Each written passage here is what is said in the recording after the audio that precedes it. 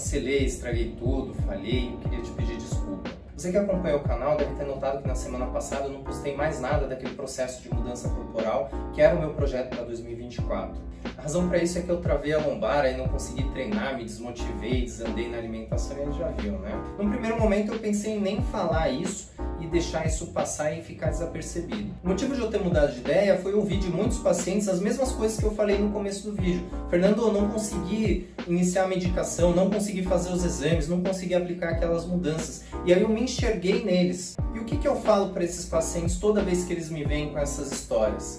Eu falo, tá tudo bem, acontece, todo mundo falha, todo mundo erra, todo mundo tem uma recaída. E aí quando eu respondi a essas pessoas, na verdade eu estava me ouvindo falando para mim mesmo. Ou seja, tá tudo bem falhar, acontece, todo mundo tem uma recaída, todo mundo escorrega, né? Isso não tem jeito. O que não pode é a gente deixar esse fato desmotivar a gente precisa seguir em frente. Uma outra coisa que eu ouço muito dos pacientes é que eles têm uma sensação de estar atrás dos outros. Fernando, eu me sinto atrasado, eu acho que os outros estão na frente, que eles estão fazendo tudo e eu não estou conseguindo fazer nada. E uma das razões para isso é justamente essa relação tóxica que a gente tem com as redes sociais. Que parece que todas as pessoas estão sempre lindas, sorrindo, fazendo, produzindo e fazendo acontecendo, né? Parece que está todo mundo sempre bem, que está todo mundo sempre produzindo, que está todo mundo fazendo um monte de coisa e a verdade não é essa. Então eu decidi mostrar isso para você. Eu sou uma pessoa real, igual todo mundo. Eu erro, acerto e você também. E, aliás, essas pessoas aí que dizem que acordam às 4 da manhã, que leem livro, que fazem curso, que trabalham, que fazem, acontece, a verdade não é bem assim. É claro que não estou!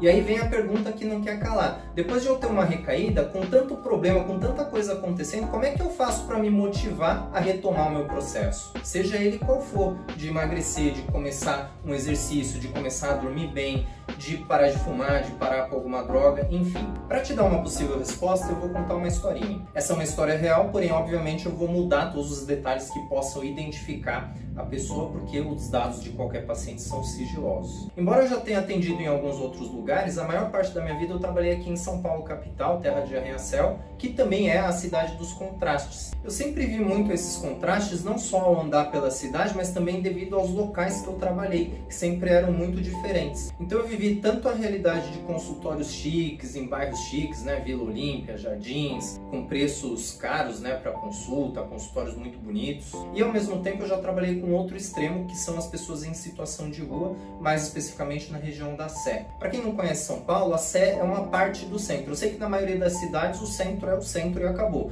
Aqui, como é muito grande, o centro é subdividido, né? Aqui a gente tem a República, a Sé, a Liberdade, etc, etc.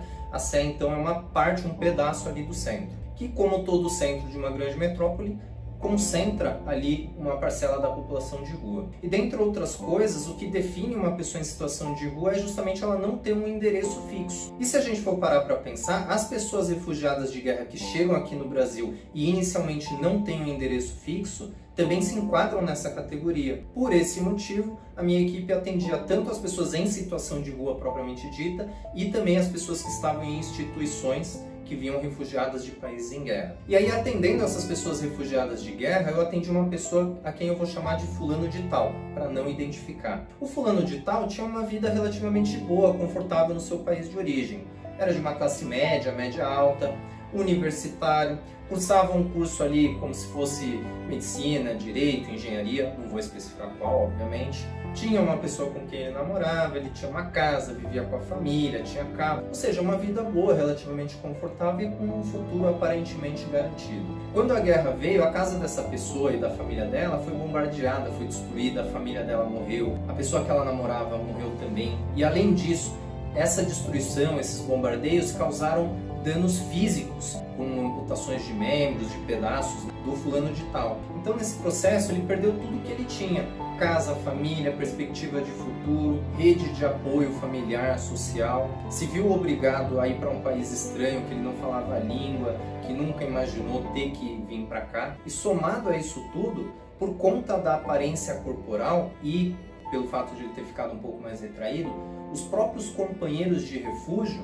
começaram a apelidar ele de algo como aberração. Não preciso nem ir muito longe para a gente entender os impactos disso tudo na vida do fulano de tal. E aqui que vem a reviravolta dessa história. O fulano de tal me contou que quando ele praticava lá um esporte, vamos colocar aqui o futebol, ele conseguia abstrair, esquecer de toda essa problemática que tinha acontecido com a vida dele. E mais, ali ele era só mais um, ele não era mais a aberração. As pessoas não tinham mais o receio de falar com ele, ele se sentia igual todo mundo. As pessoas só passa aqui, vai para lá, corre para lá e tudo mais. Então ele conseguiu, com uma atividade simples, muitas vezes banal, uma brincadeira ali, recuperar toda a dignidade que ele perdeu durante esse processo todo. E a partir disso, ele conseguiu desenvolver uma recuperação da autoestima, conseguiu se portar melhor, conseguiu mostrar para as pessoas algo além da aparência física, o que era a pessoa dele, os valores dele, e isso foi muito legal. Existe alguma palavra que define isso que a gente acabou de falar? Uma atividade que faz a pessoa sentir que a vida vale a pena e que ela é igual e que ela se sente bem? Em japonês tem, ela se chama Ikigai. Tem vários vídeos aí sobre isso na internet, alguns mais profundos, outros mais superficiais. Aqui eu vou falar o que interessa pra gente. É uma palavra composta, ikiru quer dizer viver, então a vida, né? Estar vivo. E kai quer dizer valer a pena, valor, enfim. Quando a gente junta as duas, o kai vira gai e a gente tem ikigai, que é exatamente isso, é alguma coisa que me faz sentir que viver vale a pena. Ou outras pessoas acabam colocando, é um motivo pelo qual você acorda de manhã.